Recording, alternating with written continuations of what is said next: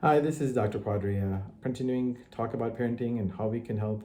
This time, what I want to talk about things that we need to work on as a parent.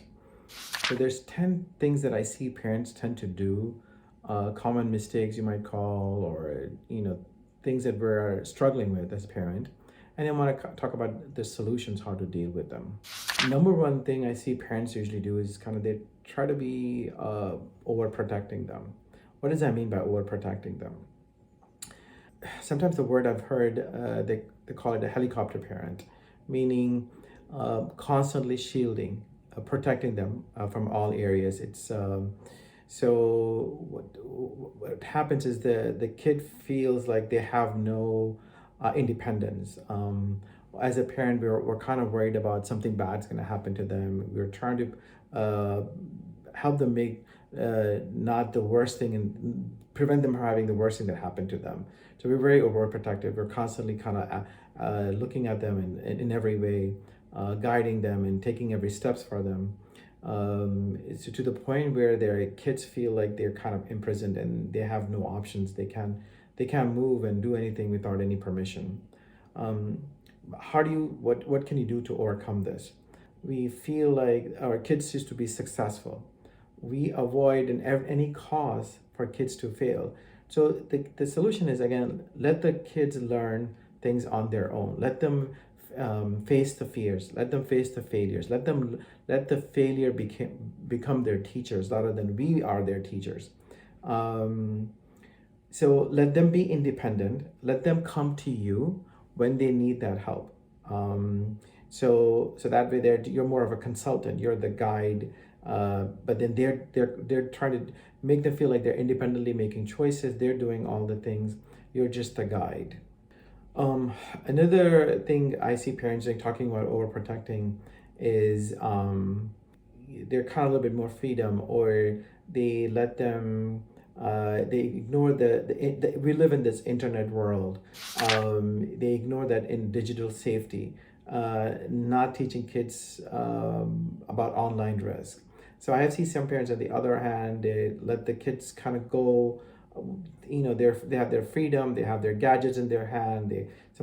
I've seen kids have cell phones, and as early as first grade, second grade, kindergarten, they have their own cell phones. Oh, they have these tablets, a lot of these young kids have, and there's no restrictions and they can get on and do many things. So it's at having that conversation with them, like teaching them what is right and wrong, what is talk about safety, what is internet safety, what is online safety, to setting up that guideline.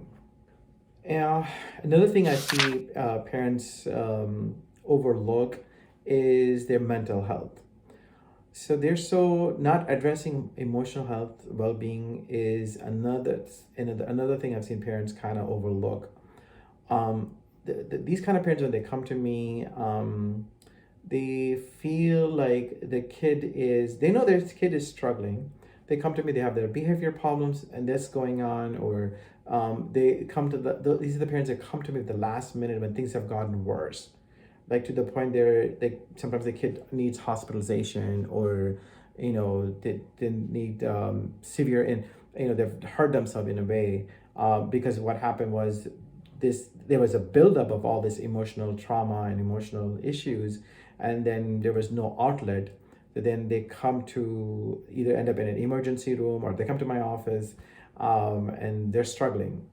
The best way to prevent that is having that ongoing conversation on a daily basis about their emotional health, like where they are. We talked about physical health, we talked about them kind of being active, doing things, but at the same time, what are they doing emotionally? What are some of the things? Ask them how their day goes. Like what happened? How was your day today?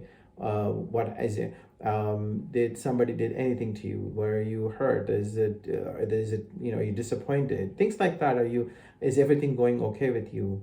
A lot of times parents tell me, it's like we ask them how was your day, and the kid will just say, end of the day is like, it's fine, and they walk out. But of course, sometimes you gotta have that little. They may not be able to open to talk to you.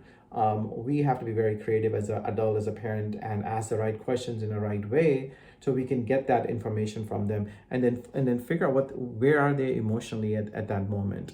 So like the thing is, what the best thing you could do as a parent if they're not talking is talk about your emotional health, talk about your day, how did it go, and then what and then how things made you feel that day, like what happened, like you can talk about like your boss did this or an email, something happened, and then we can say maybe similar thing may have happened to you. These are how was your day at school with the teacher or with that math class. And so sometimes asking how was your day like a vague question, you can go as specifically ask about a specific thing that maybe they've been struggling.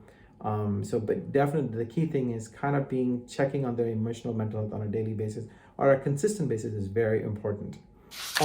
So another thing I see parents do is focusing on academics only.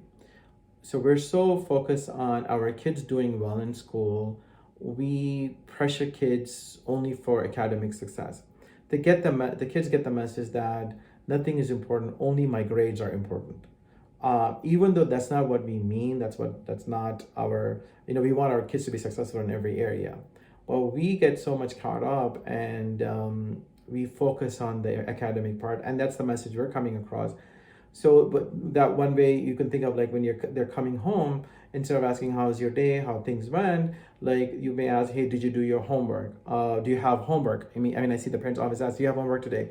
To get your homework out, make sure you get your homework done. And we were just focused on the homework or did you have a quiz? Did you have a test today? That's all we were focusing on. All we're talking about homework, quiz, tests, and things like that. And so we gotta balance this, right? I mean, obviously we gotta help them encourage not only the education piece, we gotta encourage them about other hobbies and other skills. So maybe you could ask them instead of the homework that day, hey, look, how was your art class today? Did you make anything in that class? Or if they were in music, how is the instrument going? Where are you with that? Or maybe like in gym, like did you guys go outside to play today, or did you guys have any fun today in school? Was there any fun activity? Like broader kind of, you talk about that first, talk about fun things that's going on in school, and then talk about, hey, that's good, that's going great. And then they know they're more likely, then they'll talk about their school and homework, because you're having a conversation with them.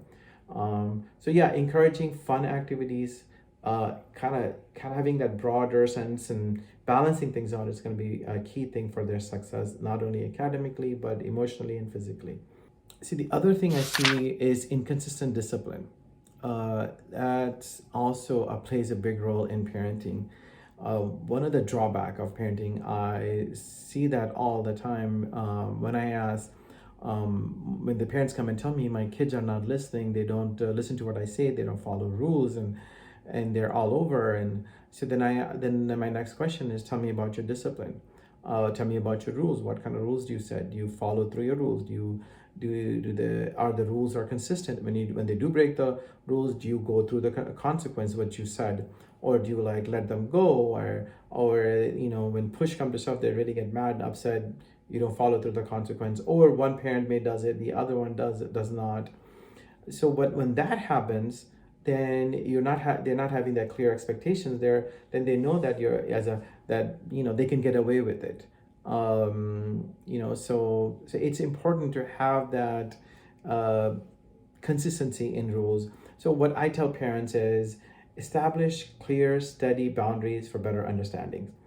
Another way of saying is looking at set rules that is doable, that for both the parents. Sometimes I have divorced parents. So if you set a rule in one house, make sure that if they go to the other parent's house, that they're able to maintain that rule. So that's why before setting any rules and expectations, it's very good as adults to talk among yourself and set rules that you could set.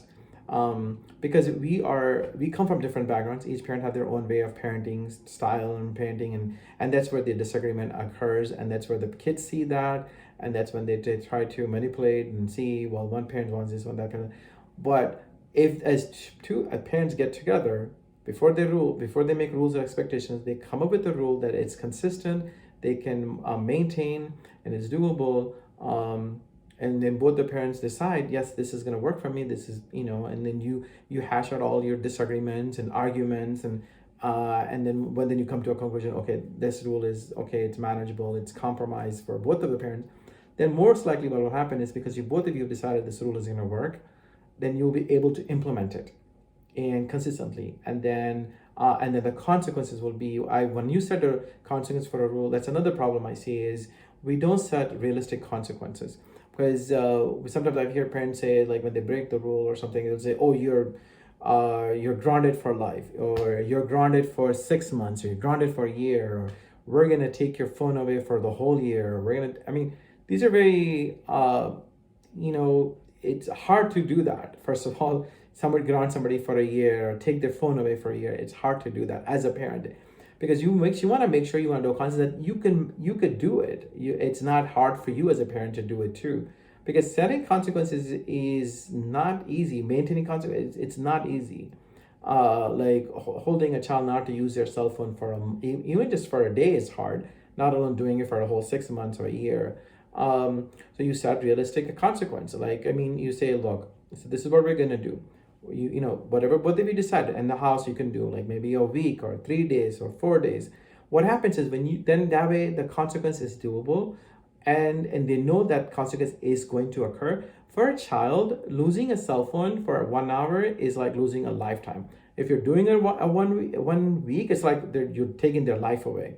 So just because I mean, it's not the time or that makes it matter. It's the ability to hold that rule, hold that consequence, and then hold them to that ground. And then they feel it, like, wow, I don't have a phone for a week now. I don't have a phone for 2 days, and then at that time they're feeling it, they know it, and then when you do set a consequence and you tell them why the consequence occurred, because that's another thing we don't do, is tell them why you're taking over things or why we're setting the consequence. They need to know, because this is what happened, because of this we're setting this consequence, because of this is what's happening. So they clearly understand. And once you go through these consequences, and you can say, we can talk about it. If you go through it as we plan, then you will have that privilege back. So they're clearly understanding that they need to follow through it, and then you're going to discuss about it at the end. And then if everything goes well, then you're going to have it. If they don't, then we may extend that consequence too. We may extend for another day. So that clear expectations, clear boundaries is very important. So in that same time, so because we talked about this, another big one, not practicing what you preach. That is so important. We gotta practice what you preach. If you are saying something and you're not doing it, it's gonna be very difficult for the kid to see. They will do it at the moment, but then they'll think, oh, it's just not important. That's why my parents are not doing it. They're just doing it for me. Okay, they'll half-heartedly do something, or they may not do it.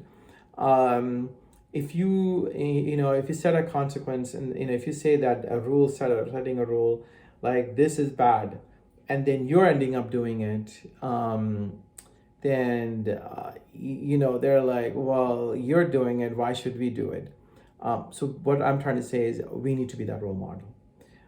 We definitely, if you're not the role model, we're not being accountable, we're not doing what we're preaching, it's going to be very, very difficult for your child to follow through. You got to model the behavior you wish to see in your child, basically. I mean, if you want them, okay, let me give you a quick example.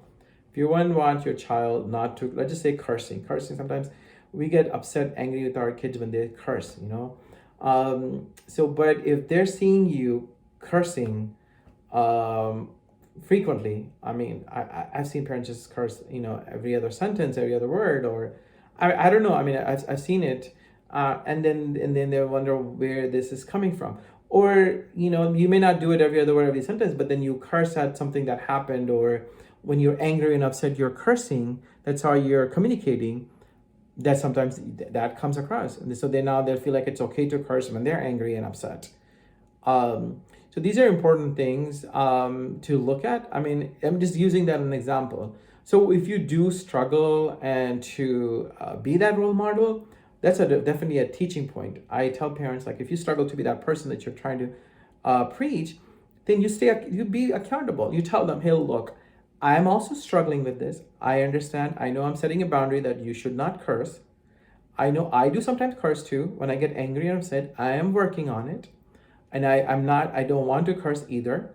So I want you to be hold accountable to me, and I'm gonna hold accountable to you. So we're gonna work this together as a team. I am not gonna curse, and you're not gonna curse. See, that's much more efficient. So that tells you that you are also working, they're working, and it gives them then more motivations. Like, oh my God, we're gonna work together as a team. We're gonna do it, and more likely the behavior will change, the behavior you want, because you're also modeling the behavior, and they're seeing it. So it's yeah, I mean it's kind of simple as that. But I know it's very hard. It's very hard for us. But again, being accountable, doing it with the child, I think as a team, you're gonna see more benefit. I know I've talked about this in my previous video. It's a very important, failing to listen. That's another big one. Parents have, it's hard for them. It's not like we do it on purpose. We're not listening. We are very busy people. Everybody's working. We got 100 things going on in our mind. When the kid comes to us, suddenly come and talk to us. There's something in our mind. We're talking to somebody. They come to us, and it's very hard to listen. So ignoring their thoughts and feelings, it's gonna send a very wrong message to your child. It's very, very important that if at the moment you are not able to listen to them, you definitely need to tell them at that time. You kind of excuse yourself and tell them, hey, look, I know you have got, acknowledge that they have something very, very important to tell you. Like, that's the first thing I would do. Like, acknowledge it and tell them how important it is for you to listen. Just because how important it is for you to listen, be there with them. But right now you have something going on, and it's not fair for you if you are listening only halfway, because you have this going on right now. Because you need to tell them, like, you want to listen to them 100%, because whatever they're saying is very important for you to listen. So you buy that time, you take that time. Now, when you do and you have time, do you definitely come back and you'd listen 100%.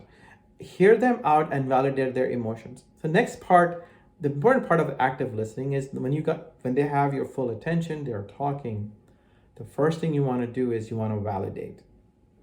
Validate is very, very important, because it tells them you heard what they said, you understand where they're coming from, and then you completely get the picture.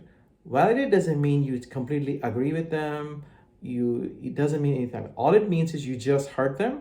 You understand where they're coming from. Not only you heard them, you understand their feelings and their emotions also they're going through when you hearing them, because they need to hear that also. So when you validate, you say what they said, you kind of rephrase in a way, you understand where you're coming, and then you add, because this is what happened to you, maybe you're feeling this way. So add emotions to it to clarify what are the feelings also, or if they have not told you this is what they're feeling because this is what happened, then you can add that. Or you can say, well, I heard this is what happened, and I heard also that you're feeling this way because of this. Wow, that must be really hard for you at the moment, going through that and then feeling this way. So now then they feel like, yeah, it was very hard, and they say that, yeah, it was very hard and this and that, and they validate, then that's where you stop. You've kind of heard the story. Then at that time, if you still have some comments to make or rephrase or give suggestions, then you can say, now that I've heard, I think I got the picture, right? You feel like I heard what you're saying, and they say, yes, let me make some suggestions. If I were you, what would I have done differently? Or then you could add your opinion at the end. So hold on to what I'm trying to say is, when you're doing the listening process, hold on to your opinions, hold on to your suggestions, hold on to your long lectures. That's not the time to do that. The time you will have plenty of time to do that. Once they feel like you've heard them, then the stage is yours. Then they will listen to you. Because our parents said they never listen to us because you've not listened to them. That's why they don't. So now they feel like you listened, you gave them full 100% attention. Now they feel obligated, like they have to give you full 100% attention, and they want to listen, and they will model you also in listening, because you just did it, and they'll model you, and then and they will learn, and then you're going to teach them how to validate you. When you're talking, they're gonna also validate you, and you're gonna teach them how to validate you and feel and give them the impression that they've heard you also. And that's kind of goes through modeling. So it's very important. Active listening it's the most important thing in relationship. So the other thing is, in talking about communication and listening, there's another thing I see parents do is setting unrealistic standards, or pressuring to conform. Um, it's when you listen to your child, when you understand your child, you know your child, you understand they're kind of unique. When you realize I mean, everybody is unique, and when you understand their limitations and their strengths, then now you know the uniqueness of where they are. So now you know they're kind of unique where they are. So you'll be able to set realistic expectations. Sometimes when you don't understand your child, what happens is we get so caught up in looking at other kids and other, we feel like, oh, they're not meeting the standard, and then we're telling the way, wait, the other kid is doing this, and your kids in the class are doing this, they're doing this, how come you can't do it? What is wrong with you, and why can't you do it? And I hear that all the time, and that tells me when patients are pressured, when my parents are pressuring their kids that way, that tells me that they're not getting the full picture of their child. They're not understanding their limitations and what their abilities are. So understanding your child is very important. Setting realistic goal is what's going to help them, like, celebrate their uniqueness and support their interests. And in that, what you do is, when you figure out, you understand your child, you understand their strength, then you celebrate that. You talk about, like, oh my God, this is great. This is important. You like, nobody can do that. You could do that. And then you show interest in their strengths, and show interest in what they can do, what they cannot do, so that they feel unique. They feel like they don't always have to kind of they're very independent, and that self-esteem goes up. They don't have to always kind of be forced to join things that they don't want to join, or sometimes they need to stand out, right? They need to be independent, and that only comes with self-esteem and realizing their strength and weakness. Yeah, another thing I see that parents always kind of struggle is also the neglecting quality time. Um, and what does that mean? Quality time and neglecting? Just not having enough meaningful time together. Now, it's not the quantity. I tell parents is sometimes it's the quality. What does that mean?